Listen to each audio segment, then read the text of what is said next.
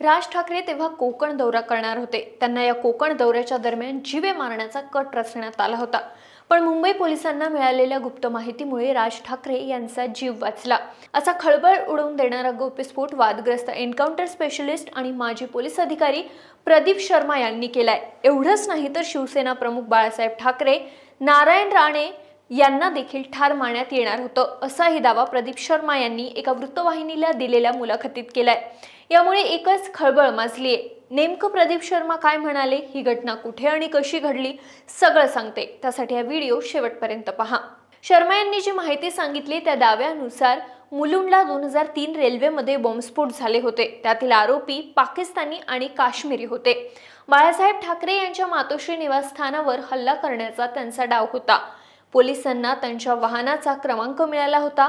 RS. Sharma तेव्हा वरिष्ठ police अधिकारी होते। आर.एस. शर्मा यांनी प्रदीप शर्मा यांना सांभाळून जा असं सांगितलं। त्यानंतर प्रदीप शर्मा हे बुलेट प्रूफ जॅकेट घालून गेले होते। हल्लेखोरांसोबत दुपारी 12 वाजता चकमक झाली होती। त्या चकमकीत हल्लेखोरांच्या 2 गोळ्या प्रदीप शर्मा यांच्या किटला लागल्या होत्या।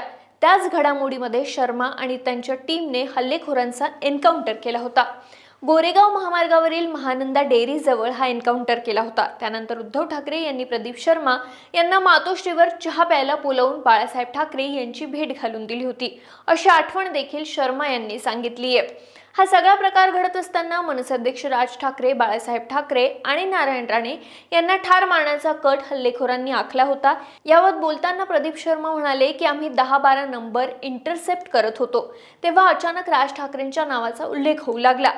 त्यांच्या जीवाला धोका आहे अशी माहिती समजली। राज ठाकरे तेव्हा कोकण दौरा करणार होते। त्यांना मारण्याचा तो कट होता। त्यांच्या जीवाला धोका असल्याचं आमच्या लक्षात आलं तेव्हा सहपोलीस आयुक्त मीरा बोरवणकर यांना आम्ही ही माहिती दिली। आयुक्तांनी राज ठाकरे यांना तुमच्या जीवाला धोका आहे, तुम्ही कोकण दौरा रद्द करा असं सांगितलं। त्यानंतर राज यांनी आपला दौरा रद्द केला आणि त्यांचा जीव वाचला।